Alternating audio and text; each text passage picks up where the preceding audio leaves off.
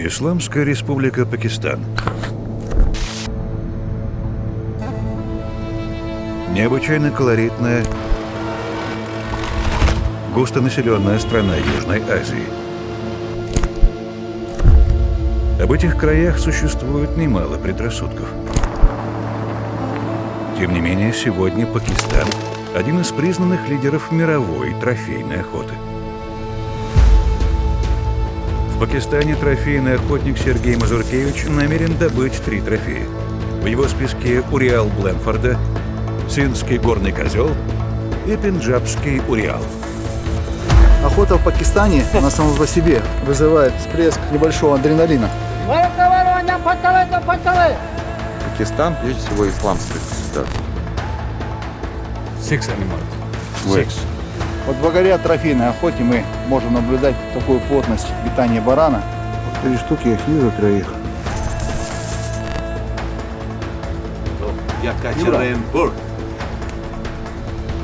После выстрела егерь сразу просто пуля бежит быстрее с ножом, чтобы кровь спустить. Охота интересная, охота разнообразная, охота результативная. Он встал!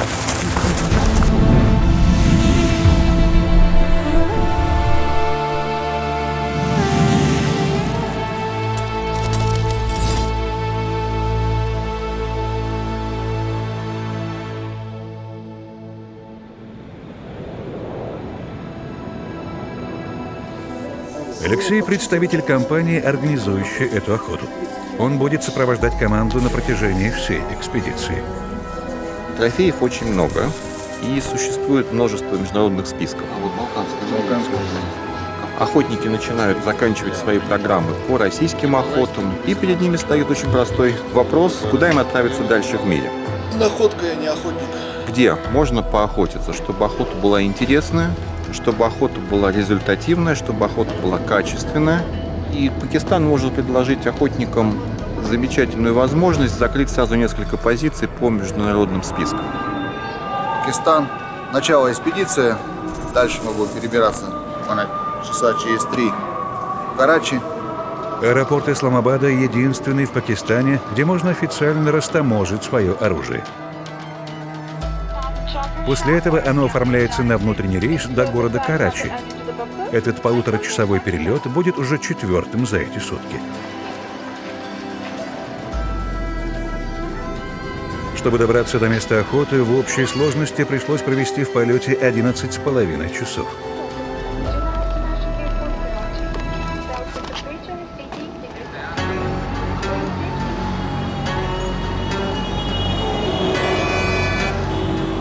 Пакистан, прежде всего, исламское государство. Поэтому определенные нормы поведения надо соблюдать. Ничто не угрожает вашей безопасности, но соблюдение маленьких правил может помочь избежать одних больших проблем. Это наша охрана, которая нас сопровождает из Исламабада в Карачи, из Карачи в Исламабад. Разумеется, мы не можем сказать, что Пакистан – это одна из ведущих стран мира в туризме. Все-таки это, скажем так, не центр притяжения мировых туристов. Ареал обитания Синдского горного козла и Уриала Бленфорда находится на юге Пакистана. Из Карачи необходимо двигаться на машине 146 километров. На юге земли находятся во владении называемых принцев. По сути, это административный глава и политический глава, но и наследственный владелец громадной территории. В городе Дуриджи будет располагаться базовый лагерь экспедиции.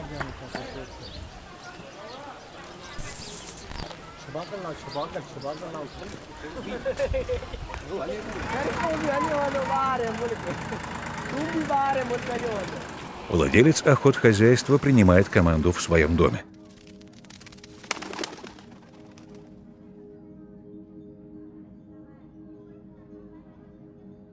Я бы сказал, для охотугодия это 5+, однозначно, потому что редко встретишь в охотугодии такую обстановку, такой уровень. Самое интересное, это все-таки посмотреть трофей козерога, наша цель завтрашнего дня. Вот такой козерог. Есть возможность посмотреть, оценить корпус, в целом размеры козерога. Так как в трубу или же в прицел это все гораздо больше кажется, нежели на самом деле. Марко Поло? Ну, история Пакистана про Махрура в многих документальных фильмах озвучилась, как эту популяцию восстанавливали буквально там, с 12-16 штук. Разыгрываются на аукционе эти лицензии. И ценник поднимается до $300 000 в Америке на Махрура. После обеда команда выдвигается на пристрелку.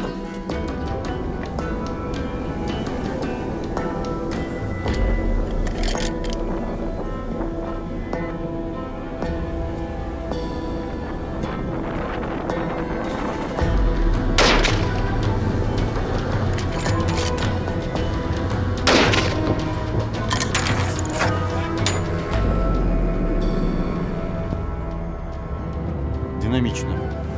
Попадание, если брать грудную мишень, то попадание 9 и 8 на 500 метров с учетом ветра и обстановки. Считаю, что карабин готов к охоте.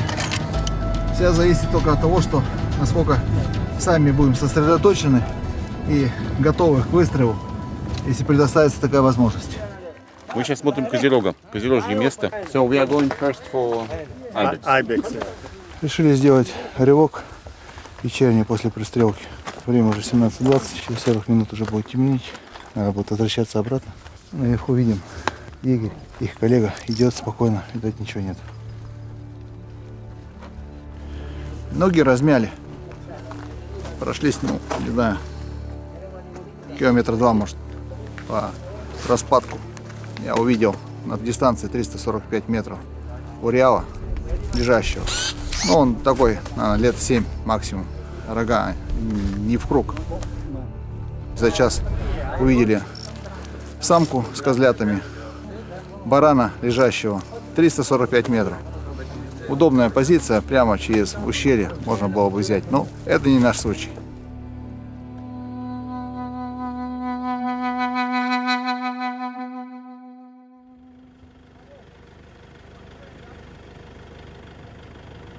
Утром 5 часов подъем, завтрак и выдвинулись в горы.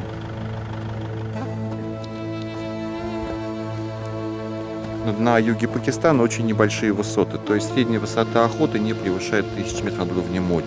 Открытые, красивые территории южного Пакистана, несмотря на то, что это опустыненный климат, географически это 25 градус, это субэкваториальные широты. Территория выходит на побережье Бенгальского залива, поэтому хорошая продуваемость ветрами, дышится хорошо, легко, нет пересушенности. Климат комфортный, сезон в Пакистане приходится на месяцы декабрь, январь, февраль. То есть это зима в северном полушарии, но при этом географически здесь очень легко. Здесь нет жары выше 30 градусов, дожди вообще маловероятны. 2,5 километра прошли, набрали высоту, метров 250. Ведем наблюдение. Традиционно на охоте в Пакистане задействовано очень много людей. Честно говоря, я не совсем понял, для чего столько нужен человек, но тем не менее они есть. Я видел, что там 2 охранника, это понятно, с оружием, которые обеспечивают безопасность. Ну и помимо их еще там 4 человека создавали массовку. Но все равно это колоритно, интересно.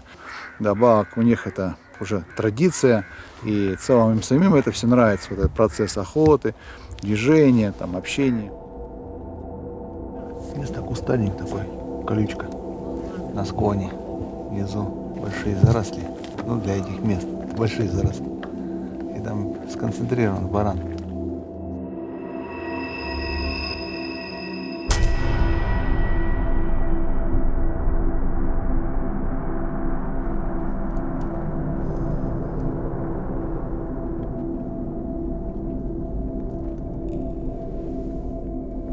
Вроде большой. Будем кататься.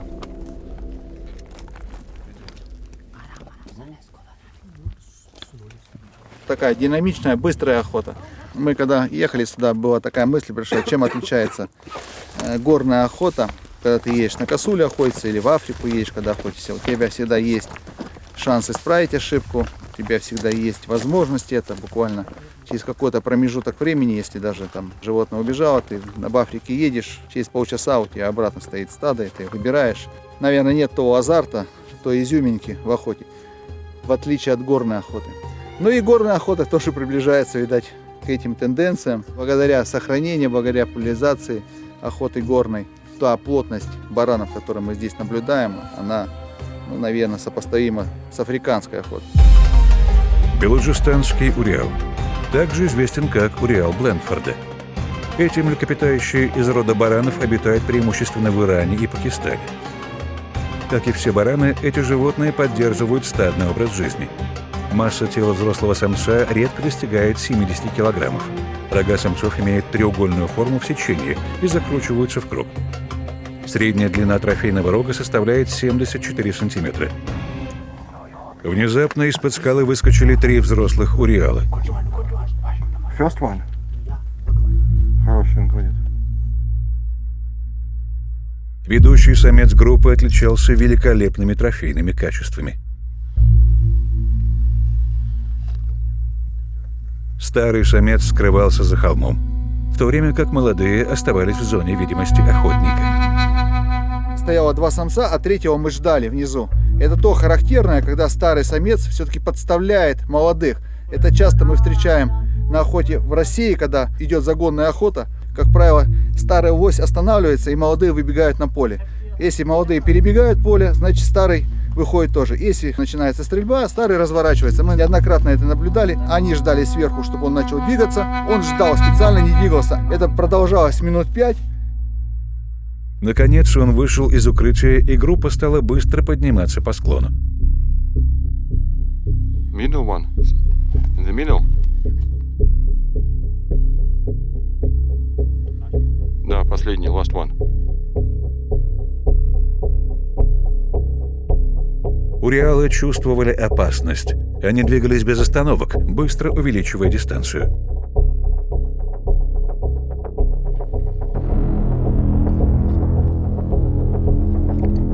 Последнего.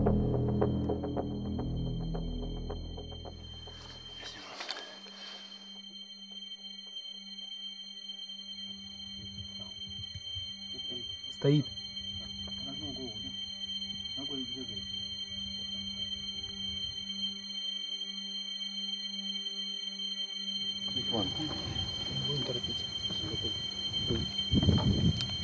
Чтобы избежать подранка, было решено отпустить группу. Впереди был еще целый день. Торопиться не стоило.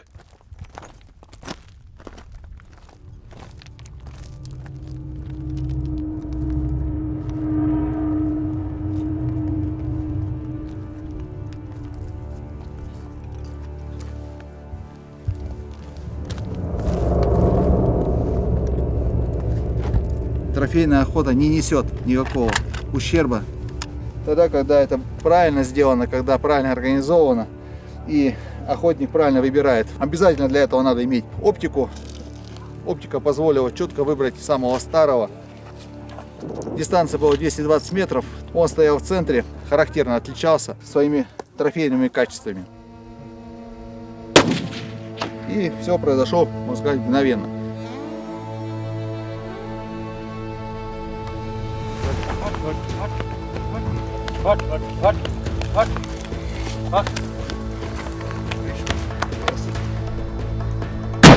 Развел выстрел, пуля прошла насквозь, ударилась, даже было слышно об скалу. Он все равно поднялся, буквально вверх побежал со своими соплеменниками, но это было недолго, метров 15 и упал.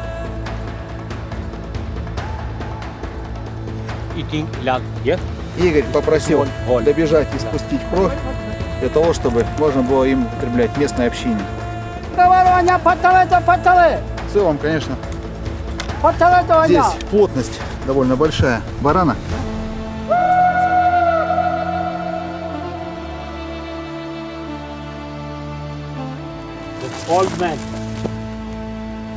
Выстрел был 220 метров, лопатку немножко чуть-чуть выше, наверное, взял, наверное, то, что наклон был, все-таки на наклон никакие поправки не делал.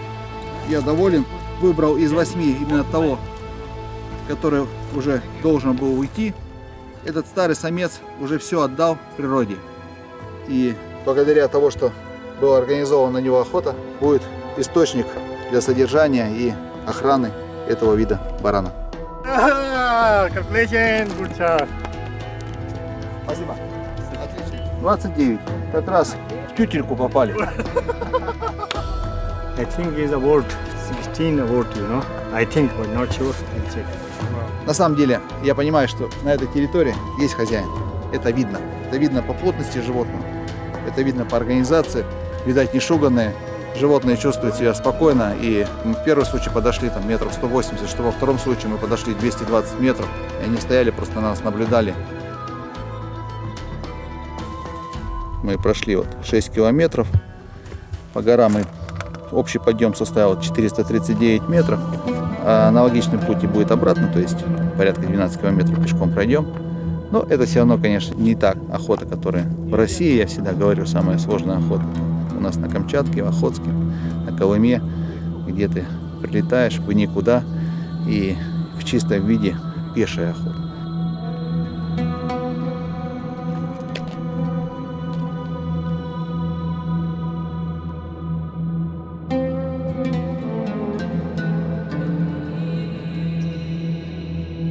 После обеда команда выдвигается в ареал обитания Синдского козерога. Сейчас мы находимся на втором этапе. Переехали в другой ареал, где будем вести поиск козерога. Да, Анатольевич, давайте, это я приеду и решим. Давайте, я сейчас за границей в горах вообще нахожусь. До захода солнца остается всего 3 часа. Синдский козерог также известен как белуджистанский безааровый козел. Основное скопление синдских козерогов находится в Пакистане. Эти животные обитают на засушливых горных хребтах на высоте до 4000 метров. Самцы носят длинные саблевидные рога, которые нередко достигают длины 100 сантиметров. Трофей с самыми большими рогами был добыт в 1975 году. Их длина составила 133,4 сантиметра. К козерогам удалось подойти на 400 метров.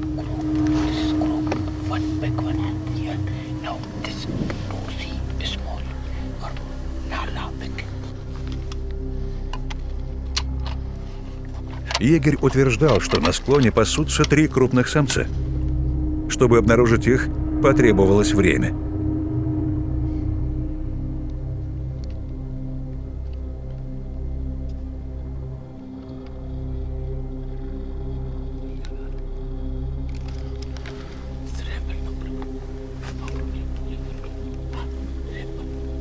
Егерь дал разрешение на добычу самого крупного самца.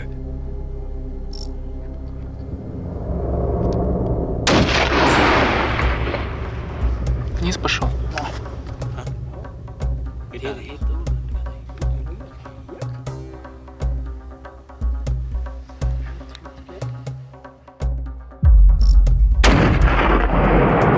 После выстрела козерог помчался вниз по скале. Проводники утверждали, что попадания не было. Надо идти смотреть. Если выстрел испугал козерога, он или влево, или, скорее всего, наверх побежит. Он камнем вниз пошел. Спасибо. No, see, this is small. Small? Yeah. Смол? This looking. So Да. problem no. Он, говорит, смотрел другого козерога, более крупного. А я вроде посмотрел этот, который встал хорошо так 400 метров на скалу. А то он не видел. И он наблюдал, соответственно, за тем крупным. И после выстрела, говорит, что промах. Это языковой барьер. Ладно, мы взяли. Да, я вижу, что не совсем крупный. 34 дюйма. 12 лет. Животное очень осторожное, угливое и близко не подпускает. В Иране мы это наблюдали, когда за 1,5 километра. 1,5 километра они снимались и уходили, когда видели приближение людей. Этого козерога выбрал я. Все сделал правильно, спокойно. Где-то ориентировано, что в час дня мы взяли барана, сейчас козерога. Трофей действительно можно добыть буквально за 1-2 дня, 2 трофея легко. Второй убежал. Хорошо, второго не стал стрелять. Он говорит, вот, выбежал. Если я послушал бы, было бы 2. Такая дистанция. 403 метра. Заложено было 4 дня. Все обошлось одним. Поскольку охота закончилась существенно раньше намеченного срока, организатор предлагает добыть еще одну трофейную позицию. На севере Пакистана обитает пенджабский уриал. Подходит к завершению экспедиция в Карачи. Ну, сейчас мы принимаем решение, то, что будет продолжение экспедиции или нет. На севере Пакистана это надо будет двигаться от Исламабада порядка 2,5 часов на автомобиле. Уриал Пунджабский находится на севере Пакистана. Он тоже вписывается хорошо в логистику. Перелет всего занимает чуть меньше 2 часов из Карачи в Исламабад. Территория громадная. Целая провинция Пакистана называется Пунджаб. Али прогарантировал, что там за день, ну максимум там запас мы взяли второй день с учетом там может быть изменения погоды или каких-то форс-мажоров.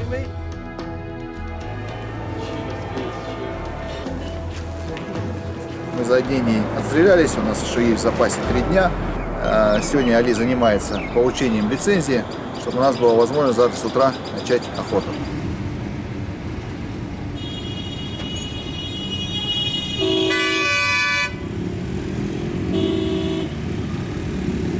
Охота на пенджабского Уриала будет проходить в 100 километрах от Исламабада.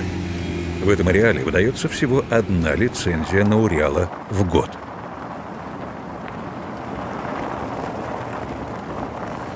Прибыли мы на базу, местные егеря встретили и дали нам информацию, что 4 группы в разных районах они наблюдали за прошедшие 2 суток.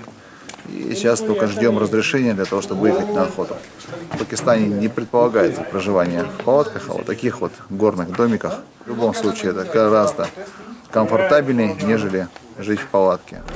В этот же день дождались получения лицензии. Это было где-то уже 16:30.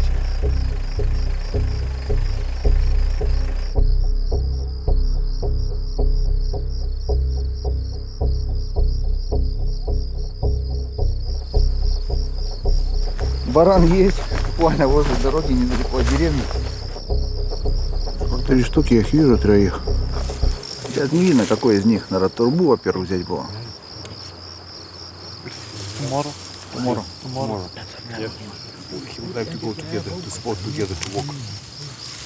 Ходим, поищем, но уже охота, мы что? Так неинтересно. Что уж совсем. Торопиться не будем. На следующий день спокойно уедем уже в горы, чтобы насладиться именно трофейной охотой. На этом мы порешали, вернулись в лагерь, поужинали, посидели у костра. Если двигаться на север, мы уже попадем в район Гилгита. Там совсем другие виды. Это Гималаи. Здесь охота на низкогорье. Самая большая высота, на которой вообще охотятся на пенджабского Уриала, она не больше 2000 метров. City of Sergei is Yekaterinburg.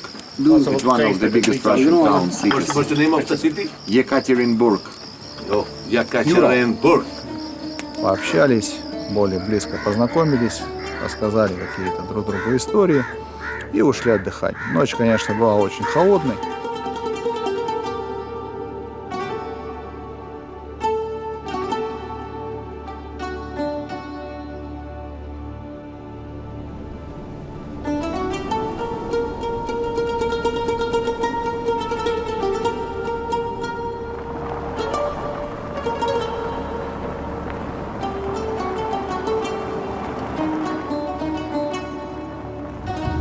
Поднялись на машине, проехали где-то час от того места, где мы ночевали, и очень сильно замерзли, крайне недовольны, конечно. Ну, сейчас посмотрим, главное, чтобы охота была хорошая. Как мы видим, здесь совсем другой рельеф, уже скалистые горы, хотя над уровнем моря находимся метров 800-1000. Кустарник в большей степени преобладает, но тем не менее много зеленки, что не наблюдалось на юге. Это и сказывается и на состоянии, кислорода больше. Ну и в целом как бы гораздо комфортнее, приятнее ходить. А последняя охота имела место вот на этих склонах. How long ago it was? It was from the last year. В прошлом году здесь добывали барана. Вот на том склоне. Но здесь поинтереснее горы. Мы решили вчера не брать, сегодня вот пройтись по горам уже, чтобы и экземпляр поинтереснее взять. Some people are staying here, hunter, and about 4 people are going ahead.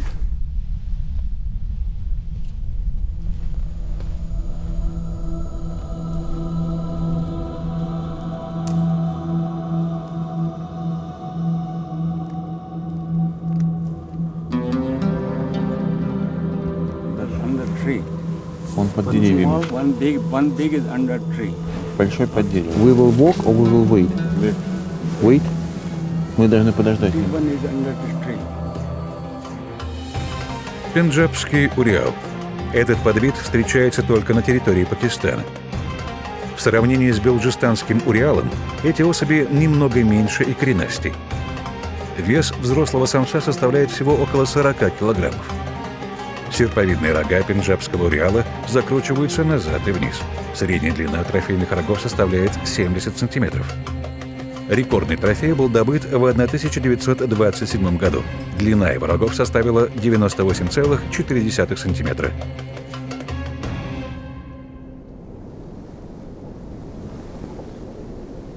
Игорь говорит, что где-то третий есть в кустах, который мы не видели, но они заметили его, что он с достойными трофейными качествами, то есть старый баран. Мы обошли с другой стороны, стали напротив ветра. Игорь ожидает, что он выйдет, и они его обнаружат. Сейчас у нас состояние наблюдения.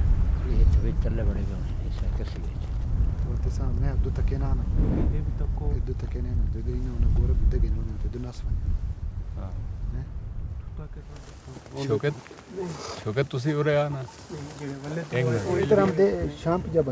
There will be six animals. Where? Six. Where? Including this one, there will be 6 animals. Other 5 animals, they are somewhere around.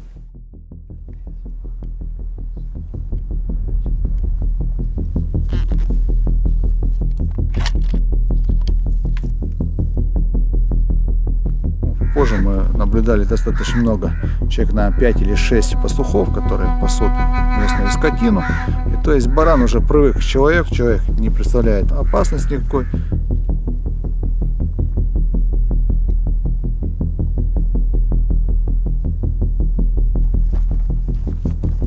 Начали спускаться к руслу реки, чтобы оттуда с другой стороны скалы, где их Игорь видел, сделать подход.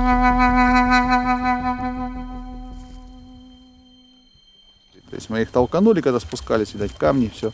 Остановились, потому что они нас увидели. То есть, если бы нас не увидели, они так бы дальшим ходом ушли. Баранье любопытство, просто смотрели, что мы делаем, куда мы двигаемся. Пока они принимали решение и определяли принадлежность нашу, мы успели все-таки выстрелить.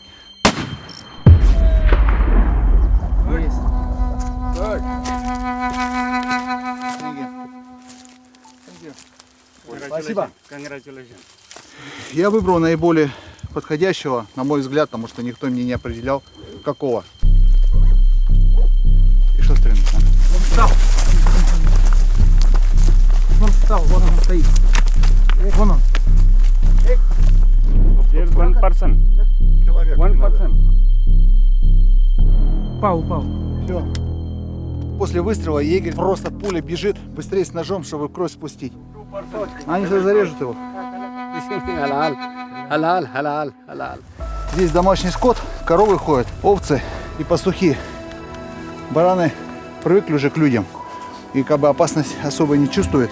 Благодаря этому егерям гораздо проще подводить охотника на такие короткие дистанции, как 175 метров.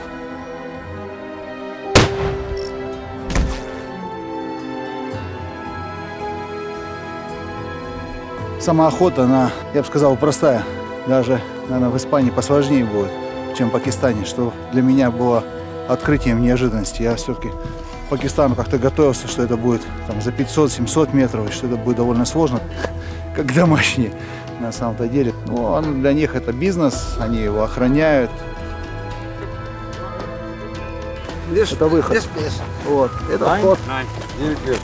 The bigger size in this area. Punjab Udial is maximum, the bigger size is 28. In this area or generally? In this area. В этом районе 28 дюймов, самый большой. Вот благодаря только в трофейной охоте мы можем наблюдать такую плотность питания барана. Вот однозначно закроет трофейную охоту, никакой охраны, никакие автоматчики здесь не спасут это. Без трофейной охоты, без вот этой финансовой подпитки, просто-напросто все, сами же эта охрана перебьет на мясо. Мясо – это пропитание семьи, семьи здесь большие, тем более само население довольно бедно живет. Средний достаток $2 в сутки. Охота интересная, охота разнообразная, охота результативная. За 6 полных дней. У нас все получилось, трофеи были добыты, мы посмотрели страну, мы посмотрели разные горы, разные охотничьи территории, увидели профессионализм местных егерей.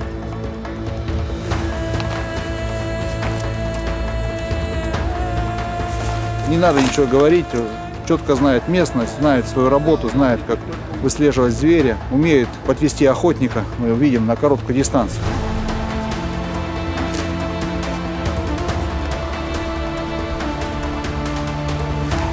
Спасибо.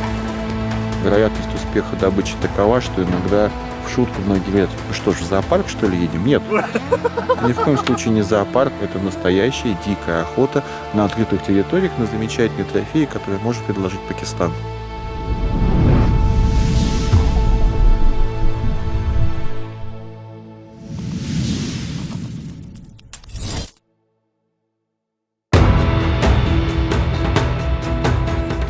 Августа мы находимся в Монголии.